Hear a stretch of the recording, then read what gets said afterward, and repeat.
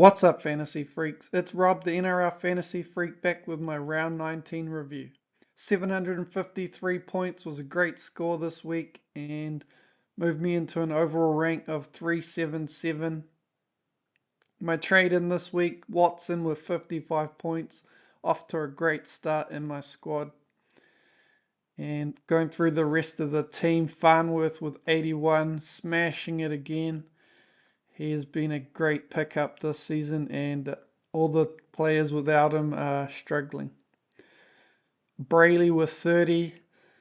As predicted, he came on and played out the rest of the game, and he's been named at hooker this week, so that's great for my team.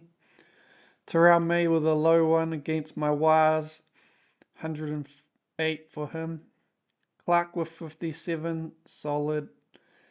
Katoa with 77 is smashing it. Preston back to normal transmission with 56. Hughes with 66. He is flying and it's so good to see the Kiwi, and he should be hopefully averaging 60 for the run home. Lucas with 44 and getting the season-ending injury, so that's going to give me someone to trade out this week. Tedesco with 57, awesome. Carraz and Campbell 36 and 35, low ones. It's really hard to get good scores at the back these days. Katoa with 51, I looped him in and very happy with that score next to Sullivan. And Finu 27, we'll take it. He's making cash. And Docker Clay and Hope with 10 and 13. As I had predicted, I thought Brayley would probably get a 10 as well. And getting stuck with 3 number 14s in my team. But it's fine. They're doing their job of being cheap and sitting at the bottom of my bench. So I got a new slide this week and it's got team news on it. So going through the games, we got the Dolphins versus the Cowboys. Herbie and Katoa named. Hammers at the back, which is good for the Dolphins attack. Donahoe at lock is a great hold for those who have him. And Tafa at prop, he's not an option. He'll be a short-term play.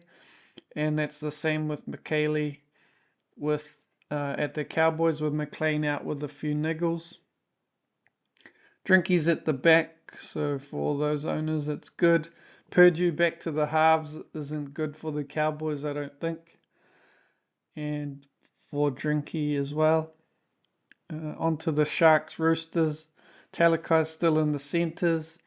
AFB, I think, is a hold. He's got 2 80s in his last 7. Priced at 51 and averaging 55. So he's value, and if you trade him out, you're losing. Trades are too valuable, in my opinion, to be trading out a keeper like him. I say that, and then I'm probably going to be trading out a keeper. Sharks have a bye on the run home, do they? Oh, we'll check that. If they don't, then yeah, I'd say he's a hold. Definitely. Roosters, Townsend in for injured Savala. And Faketi still on the edge. He was a great pickup for quite a few players. Watson and Teddy are named, and Crichton is a much better option with Walker in the team. Panthers Rabbits, so no Yohan Cleary is the big one, and they're not even on the extended bench, so they definitely won't be playing. Edwards at the back is value, priced at 40, averaging 45, with a nice 4-game stretch coming up. In the Rabbits, we got Mitchell. He'll be high on the shopping list with Cleary out. Last 5 average of 59, and yeah, he's looking like a great option. I'm happy to see Duncan at centre, and that he'll probably be a sell for a lot of people. Aitken at edge is good for those who've held. And Keon starting is good to see. Raiders, Fogarty and Tapani starting. Young's back on deck and horses at lock. Eels, Papali'i, Joash Papali'i at 5'8", and Brown 18th man, so at 230k, got a B of 28, so we can wait a week on him, but he could be a great cash out option next week. And Hopgood could finally get some good minutes with Williams shifting to the edge, although Tuolangi could be back. Kalma, not sure where he is. Bulldogs, Galvin in and Sexton out. So Galvin could be a good option. Carraz and Preston both named, and Crichton being back should help Carraz. At the Dragons, the main one is Cook. He's had one 80-minute game in the last 4, showing why I avoided. He's a definite sell.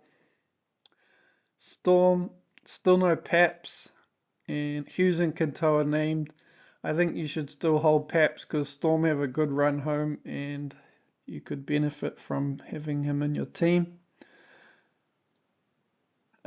Seagulls, Turbo still at centre, so he should get that duel next week. Garrick on the wing makes him less appealing. I'd be avoiding and selling all Seagulls apart from Turbo. At the Tigers, Taylor Mays at centre and Dewey to lock, so that's interesting. And he's got a B of 4, so owners rejoice. You'll be making good bank on him. I don't think you can buy him. He's priced at 44, I think, or potentially higher. So there's not that much value, and yeah, still uncertain on his role. He could easily go back to centre next week. But it's good to see Latu's got this, keeps the 7 jersey. Titans, Tino at locks, great value buy this week. Campbell with a massive BE, you could wait another week on him after his low score. Furmore's a great swap for Lucas with the duel. Fafita and AKP on the bench means good minutes for Tino, I would say. Knights, Brayley has got the starting hooker spot, so that could be a great hold to the end of the season. Gagai at the back is not a bad option. Hunt at centre was a good cash out last week. Brodie Jones is on the edge. Frizzell's to the bench. Gamble's on the bench. And Cantor's at 18. So yeah, there's a lot of moving parts there at the Knights. The merry-go round continues. Warriors, Kate Wells moved to centre, come back for the injured Berry. Clark starting and Halasima starting. Tanner Boyd show he's got the goods last week and he's a great value option. And the Broncos are on the bye, which is good for Haas to rest up. Hopefully come back strong next week. So key players, buys, I've got Latrell Mitchell, Tino, and Furmore from the Titans. Value players, Boyd, Edwards from the Panthers, and Suka from the Tigers. He's played the last 80 minutes on the edge. He's probably got 10 points of value there. Not really what you want at this stage of the season, but if you've got low scored value, anytime you can find 10 points of value is good. Upside players, Dewey, if he would manage to keep that lock spot, he could be an awesome pickup. Galvin, if he keeps the half spot, will be awesome, and same with Papali'i at the Eels.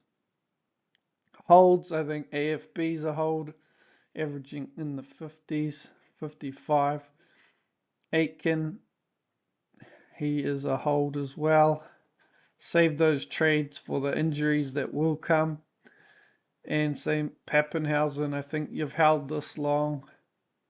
He's a bit more on the fence because that lingering injury you could end up waiting longer and longer and then you're just wasting that cash. In the sells, Lucas, definitely a sell. Savala, he's probably done his dash. You can use his cash for someone else. Duncan as well. They've both made good coin. Duncan moving to centre is not ideal. Owners got away with it with the 2 tries, but I think he is, yeah, showing that. I don't think that's repeatable anyway. And finally, the avoids. I think Farnworth, he's so expensive now. I think with the buy coming up, you can't really buy him. Hines, one good score this season, pretty much, so I wouldn't be buying him on one good score.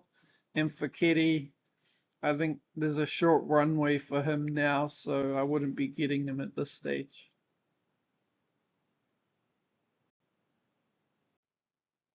Looking at the updated end of year difficulty rating, Warriors still the best run home. Sharks up into second, Panthers third, Titans fourth, Cowboys fifth. Panthers, Titans, Cowboys actually all on the same rating, so that's interesting. Obviously, Panthers with Cleary and Yo out, don't need them, and I think that affects Edwards. What would you call it? I don't think it makes him a better option. And yeah, Titans with Tino with a nice run home, and Fermor as well should be good for them. And JC hopefully comes back strong after disappointing game last game.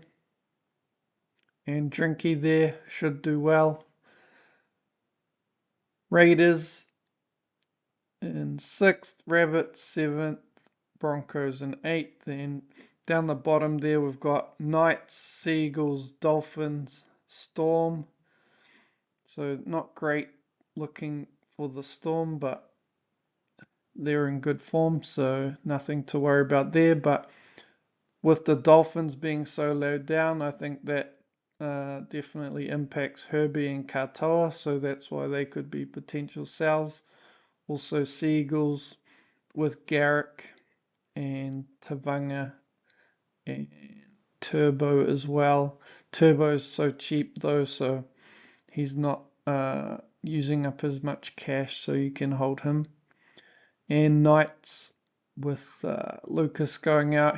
He was the main one, and Sharp going out recently, so I've just got Brayley, and yeah, he's cheap as well, so he can hold him, and hopefully he can make some more bank so that I can get one more gun for the run home.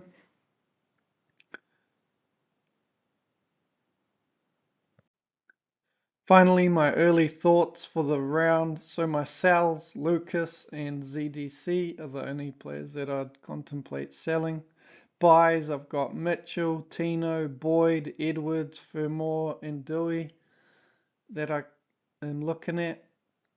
My team structure, the players that I would play, so obviously Hope and ZDC, I wouldn't want to play them ever.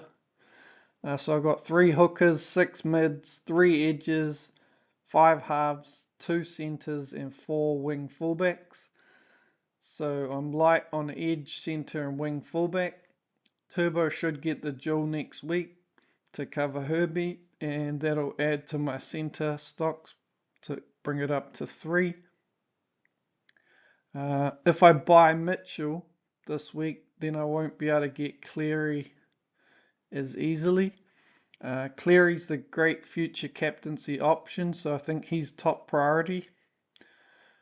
But do I play what's in front of me and pivot when another inevitable injury arises? I need a great cash out option if I'm going to waste a trade on ZDC, so I need security of role for Papali'i or De Silva. Fermor's a great dual option, but does get moved to centre like Duncan and Aitken. And Tino's a great value option, but I don't need a mid, so can't justify bringing him in. Lucas is the last game of the round, and Titans and Tigers are second to last game, so if I was to hold off on the trade, and if Carraz happened to be out, what have I got here? So yeah, basically I was thinking I can just delay the trade and wait and see what happens. But I can also try and get through without trading Herbie, and Carrez can fill in at center, Teddy, Turbo, and JC at the back. I could get Mitchell as the top wing fullback and strengthen my wing fullback stocks. Reevaluate next week on who to sell to get Cleary. Only problem is if Carrez is a late out, I'd be screwed and I'd be down a player. So I think in that event I would just have to cop it because there's no real players that I would want in from those later games after Carrez plays. So yeah, my gut feel is to get Mitchell and deal with Cleary next week. I think trading out players with future buys like Katoa, Fogarty, and Tapani is an option, especially because I think Cleary is a must-have, and he could average 80s for the run home. And I think I need Furmore to strengthen my edge center coverage. That would get me up to 4 edges and 4 centers. And yeah, I would be down to 4 halves because I would get rid of Fainu probably. Fainu and Fogarty or Katoa, one of those two. But because I'm bringing in Cleary for one of them, so it'd be, yeah. So I'd have 4 edges, 4 halves, 4 centers, 5 wing fullbacks. So I think that's a perfectly rounded squad, and that's just 2 trades. And Katoa and Fogarty to Cleary, I've got like 200 and something K in the bank, so that's easy to do. And then it's just about getting Brayley, potentially doing a cash out of ZDC to get an extra 100k, and getting Brayley up to Furmore. And like I said, there's bound to be an injury that we can utilize to pivot at that stage. So yeah, that's it for this video. Hope you enjoyed it. It's definitely something new for me. Always trying to put out new content and trying new ways to make my decisions easier, but also help you guys with your decisions. So yeah. Anyways, I will catch you in the next video.